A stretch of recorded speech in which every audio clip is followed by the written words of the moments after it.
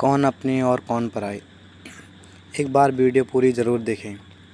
Phone की घंटी बजी।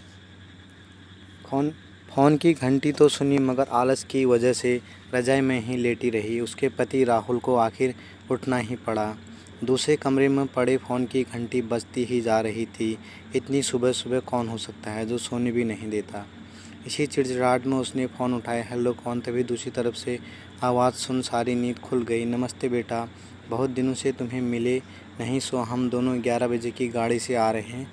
दोपहर का खाना साथ में खाकर हम 4 बजे की गाड़ी से वापस लौट जाएंगे, ठीक है। हाँ पापा, मैं स्टेशन पर आपको लेने आ जाऊंगा।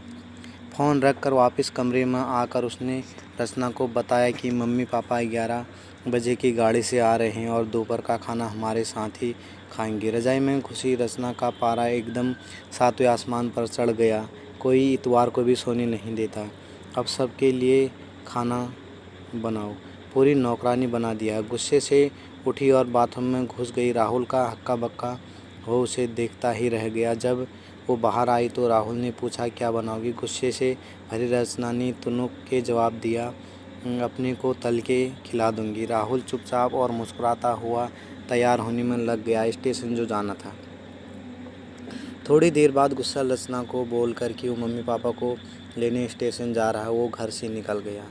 रचना गुस्से में बड़बड़ाते हुए खाना बना रही थी। दाल सब्जी में नमक मसाले ठीक हैं या नहीं की परवाह किए बिना बस यही करती चले जा रही थी। कच्चा पक्का खाना बना। बेमन से पराठे तलने लगी, तो कोई कच्चा तो कोई जला हुआ। आखिर उसने सब कुछ खत्म किया। फुर्सत की सांस लेते हुए सोफे पर बैठ मैगजीन के पन्ने पलटने लगी। उसके मन में तो बस यही चल रहा था कि सारा संडे खराब कर दिया, बस अब तो आए, खाए और वापस जाए।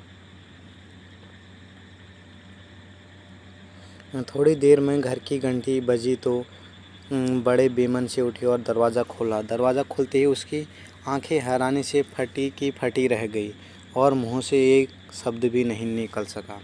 सामने राहुल के नहीं, उसके मम्मी पापा खड़े थे, जिन्हें राहुल स्टेशन से लाया था। मम्मी ने आगे बढ़कर उसे झिंझोड़ा, अरे क्या हुआ, इतनी हैरान परेशान क्यों लग रही हो। क्या राहुल ने बताया नहीं कि हम आ रहे हैं। जैसे मानो रचना की नींद टूटी हो। नहीं मम्मी उन्होंने तो बताया था, पर चलो आप अंदर आओ, अंदर तो आओ। राहुल तो अपनी मुस्कुराहट रोक नहीं पा रहा था। कुछ देर इधर उधर की बातें करने में बीत गया। थोड़ी देर बाद पापा ने कहा, रचना गप्पे ही मारती रहोगी या कुछ खिलाओगी भी। यह सुन रचना को मानो सांप सूंघ गया हो। क्या करती, बेचारी को अपने हाथों से ही बनाए अधपके और जले हुए खाने को परोसना पड़ा। मम्मी पापा खाना तो खा रहे थे मगर उनकी आंखों में एक प्रश्न था जिसका वो जवाब ढूंढ रहे थे। आखिर इतना स्वादिष्ट खाना बनाने वाली उनकी बेटी आज उन्हें कैसा खाना खिला रही है।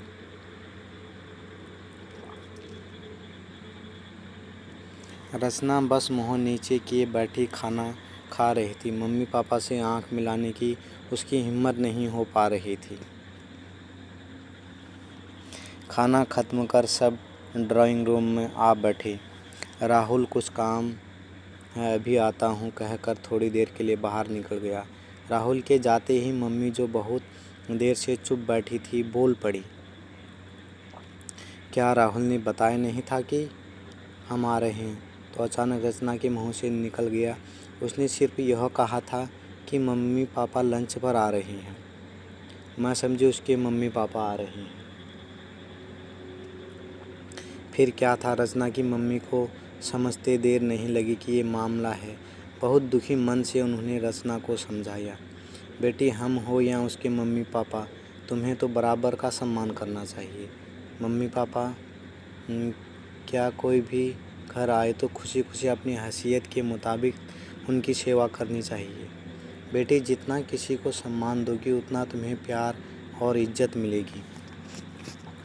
जैसे राहुल हमारी इज्जत करता है, उसी तरह तुम्हें भी उसके माता पिता और संबंधियों की इज्जत करनी चाहिए। रिश्ता कोई भी हो, हमारा या उसका, कोई फ़र्क नहीं पड़ता। रचना की आंखों में आंसू आ गए और अपने को शर्मिंदा महसूस कर उसने मम्मी को वचन दिया कि आज के बाद फिर ऐसा कभी नहीं होगा। निश्चित ही हमें विचार करना होगा, क्या यह ठीक है? क्या यह घटना 10 में से 8 घरों में होती है? हम ही अपने बड़े बुजुर्गों, माता पिता का सम्मान नहीं करेंगे तो हमारा सम्मान कौन करेगा? हम और आप भी तो एक दिन बूढ़े होंगे, तब अगर यही काम हमारे बच्चे हमारे साथ करेंगे तो क्या हमें अच्छा लगेगा? तो आओ हम सब मिलकर समाज, राष्ट्र, देश ही नहीं पूरी दुनिया को एक नई दिशा दें, जो कि हमारी संस्कृति है।